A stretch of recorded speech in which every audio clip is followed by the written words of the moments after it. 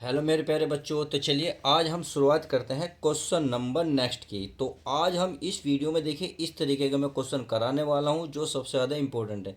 ये पेपर में आपका 6 बार 5-5 नंबर का और 4-4 नंबर का कई बार पूछा जा चुका है। उम्मीद है समझ गए होंगे कितना इंपॉर्टेंट सवाल है।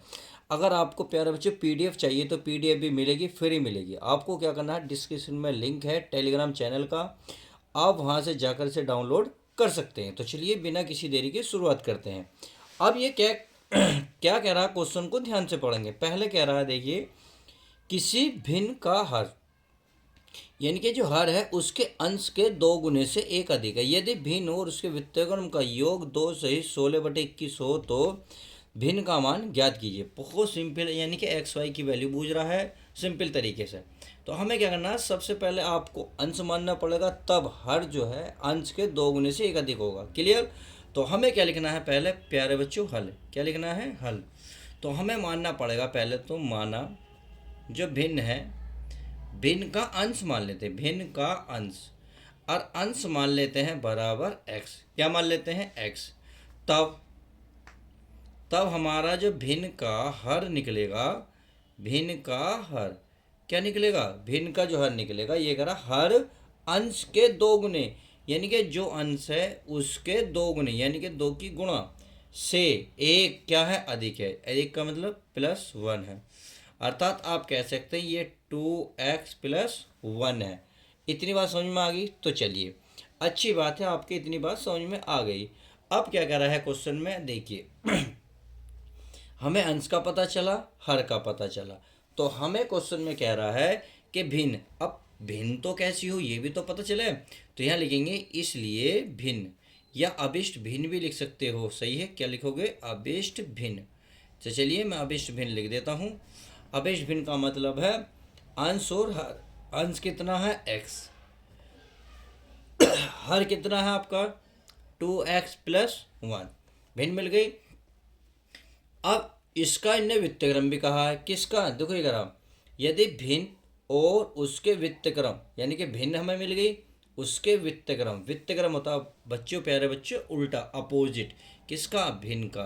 तो चलिए भिन्न का भी हम वित्तक्रम लिख लेते हैं, का वित्तक्रम। तो चलिए वित्तक्रम कहते हैं जो नीचे वाली चीज़ है वो तो लिखी जाएगी प्यारे बच्चों ऊपर, और ऊपर वाली चीज़ लिखी जाएगी नीचे। इतनी लिखने के बाद आपको क्या करना है, अकॉर्डिंग टू क्वेश्चन चलना है। किसके, अकॉर्डिंग टू क्वेश्चन। तो चलिए प्रश्नानुसार लिख लेते हैं। यहाँ लिख देता हूँ मैं प्रश्नानुसार। तो प्रश्नानुसार में क्या कहा है, देखिए भिन्न और उसके वित्तक्रम का योग, यानी कि भिन्न प्लस उसका वित्तक्रम। तो यहाँ मैं लिख सकता हूँ प्यारे बच्चों, क्या, भिन्न, क्या लिखूंगा, भिन्न प्लस, फिर क्या लिखूंगा, भिन्न का वित्तक्रम। भिन्न का वित्तक्रम कितना दे रखा है, देखिए क्वेश्चन में देखिए वित्तक्रम दे रखा 2 सही 16/21। कितना, बराबर करके लिख सकते हो 2 सही 16/21। उम्मीद है इतनी बात अच्छे से समझ में आ गई होगी। अब जो भिन्न है, भिन्न क्या है हमारी, देखिए ये भिन्न निकल गई x+2x+1, यानी कि x बटे में है 2x+1, फिर प्लस ये वाला। अब भिन्न का वित्तक्रम आपके पास ये रहा, कितना है प्यारे बच्चों, 2x+1/x बराबर 21 दूनी 42, 42 में 16 जोड़ोगे 58/21। समझ में आ गई। चलिए अब आप देखेंगे अगर मैं इसको कुछ मान लूँ तो कोई दिक्कत तो नहीं, तो मान लेते हैं क्योंकि क्वेश्चन थोड़ा बड़ा है, बट कोई नहीं, 6 नंबर का भी पेपर में देखने को कई बार मिला है। तो यदि मैं इसको y मान लूँ, यानी कि x/2x+1, तो हमें एक बात बताइए, ये भाई ये ऊपर x है, नीचे 2x+1 है, तो यहाँ नीचे है ये ऊपर है, यानी कि अगर मैं 1/y लिख लूँ तो यही तो होगा। तो यानी कि ये 2x+1/x, यानी कि ये इसका अपोजिट है। क्लियर। तो इसके स्थान पर क्या रखेंगे, y, और इसके स्थान पर 1/y बराबर इतना चलता रहेगा। तो चलिए चलते हैं। तो यहाँ लिखेंगे, इसलिए इसके स्थान पर क्या रखेंगे, y प्लस, देखिए आप चाहो तो इस समीकरण, एक समीकरण से 2 मान सकते हो, सही है, क्योंकि बाद में आगे काम आएंगे।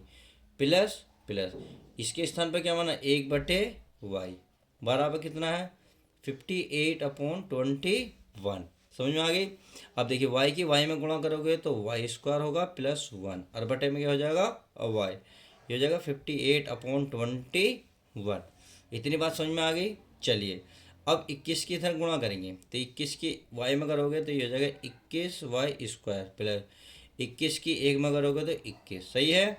वाई की 58 में करोगे तो 58y हो जाएगा। अब आप क्या करो, इसको इधर ले आओ तो ये हमारा 21y², ये माइनस का 58y और प्लस का ये 21 बराबर कितना बन गया 0। कितना बन गया 0। उम्मीद है इतनी बात अच्छे से समझ में आ गई होगी। अब देखिए जब हम 21 की गुणा करेंगे तो प्यारे बच्चों 21 की गुणा कितनी आती है। देखिए 21 में 21 की गुणा करूँगा, 21 एकम 21, हासिल को 2, 21 42 2 2 44, यानी कि 441।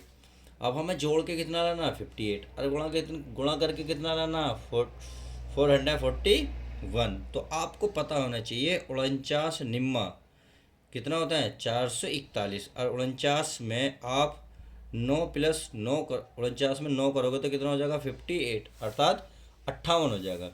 इसका मतलब हमें 50 इसके फैक्टर मिल गए तो ये लिखेंगे 21y², इसके स्थान में 49y माइनस के 9y और प्लस के 21 बराबर 0। उम्मीद है इतनी बात अच्छे से क्लियर होगी।